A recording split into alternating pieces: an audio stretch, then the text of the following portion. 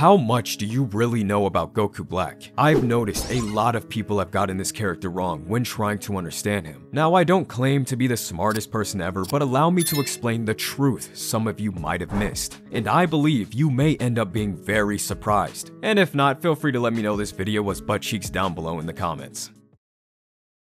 Being one of my favorite villains, I do get a bit butthurt when I see how badly some people have skimmed this entire arc. Especially when I see things like, wow, Zamasu is a villain because he got whooped by Goku? This writing is dumpster baby garbage. Who wrote it? Okay, look. He's not Death Note level deep, but some of you gotta give Toriyama a bit more credit than that, because there's no way people really think the whole point to the Zero Mortal plan was because he lost in a sparring match. Now at first, admittedly, I was also someone who didn't care much for his arc, because when I was a kid watching Super, I was really only there for the fighting. And I mean, you kinda just expect every villain to be one note, but surprisingly, Zamasu is a type of villain Toriyama's never done before. One who does evil because they believe it's good.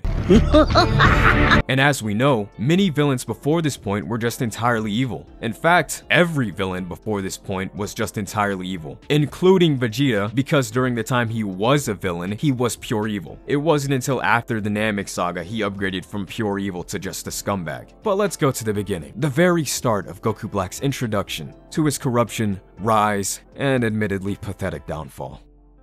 When we're first introduced to this guy, immediately we're shown how serious he is in comparison to someone like Supreme Kai. During his sparring match with Kibito, he's so focused on winning that he disregards the fact it's a sparring match and tries to defeat Kibito completely. However, he's stopped by Gowasu, who mentions despite Zamasu's great fighting skill, he's way too serious. And before I go on, I'd just like to say I hate this character. Anyone who's seen any of my comments or other shorts regarding Gowasu, then you already know my feelings. But for those of you who aren't aware, I genuinely can't think of a more stupid character in this series. Even Yajirobe and Chaozu serve bigger purposes, despite them also being kinda dog water. But I'll get into why I feel this way. Zamasu was shown planet Barbary and how they haven't developed at all during the time of being savages, after already being shown countless other planets acting out similarly. One of Zamasu's main doubts is whether or not mortals can reach enlightenment, or at least settle down from their savage ways. And of course, we all know that's possible,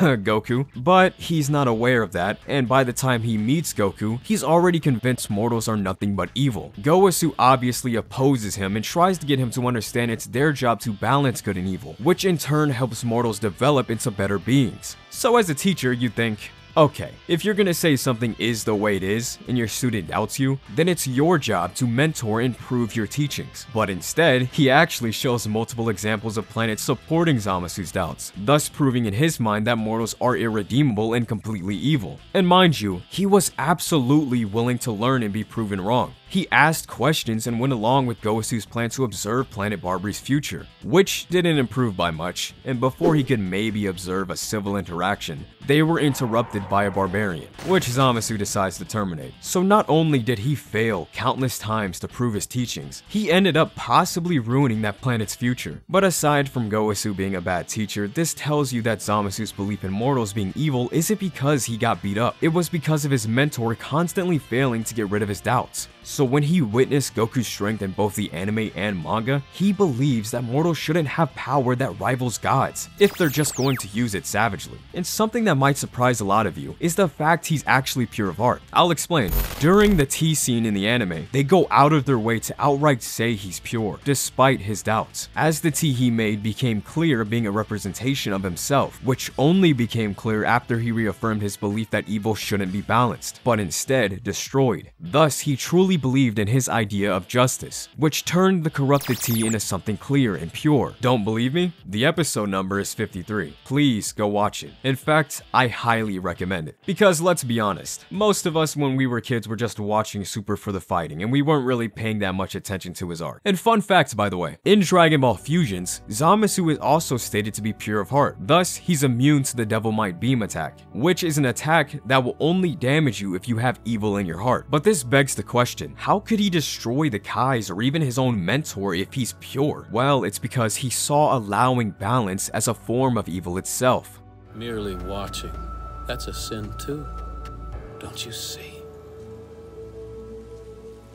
Thus, in a way, the gods and Kais who disagreed with him are also evil. And look, the thing is, this isn't me saying he's not a villain, because that'd be dishonest. He's definitely a villain. He's deluded and convinced himself it can't be any other way, but it's his intolerance that makes him a villain. Because of his status as a Kai, he doesn't believe that mortals can achieve much on their own. He looks down on them and sees himself as a god who needs to judge their sins. And because he lives for justice, he believes evil must be destroyed, a twisted and misguided morality. His wrongdoing was basing his ideology solely on what he was shown. And because of his extremely serious nature, he was quick to make a judgment, which isn't entirely his fault. In chapter 21, he states that Gowasu proved to him that mortals are incapable of change. It is what he was taught. Gowasu even admits that it was his fault for being a booty teacher, but he goes on to say that the fact the gods wouldn't align with Zamasu's ideals is proof he's wrong, which funnily enough, makes him sweat without a response. He almost looks as if he understands the possibility of being wrong. However, due to believing he's come too far, he questions why he's even there in the first place, and why Gowasu is even trying at this point. And just like the very first time Gowasu extended out his hand to him, asking him to become his apprentice, he extends his hand out once more, asking him to return and make things right. And right when Goku Black is seemingly about to make a change of heart, he plunges an energy sword into his torso, asking him, did he seriously believe he'd hesitate after all he's done? At this point, his delusion has consumed him. He's become so arrogant that he believes himself to be above the gods themselves. He no longer requires teaching or guidance, further proving this by claiming any god that isn't Zamasu is deemed unnecessary and will be terminated. Unlike how he was before, he doesn't care if he's wrong anymore. He doesn't care if he learned all the wrong lessons according to Gowasu. He only cares about himself and his judgment. He sees himself as the one true god. So listen, hopefully my explanation shows how it's wrong to assume his entire arc was just him getting boxed out by Goku and pulling a Vegeta. Rather, a Kai who wanted to create peace, but due to his teacher's failure to guide his strong sense of justice, he took matters into his own hands and eventually fell victim to the evil he believed was justice. The ego and power of being the person he always believed he should have been made him certain that only he could bring peace to the universe, even if it meant becoming the sin he punishes. But if you disagree, please feel free to comment down below, as I'd love to hear what you guys have to say. Regardless, I had a lot of fun making this video, and I'd love to do more. But as always, if this is something you enjoyed and would love to see more of, please let me know by either commenting, subscribing, liking, etc., as it definitely helps. But anyway, thank you for making it all the way to the end of the video, and I'll see you guys in the next one.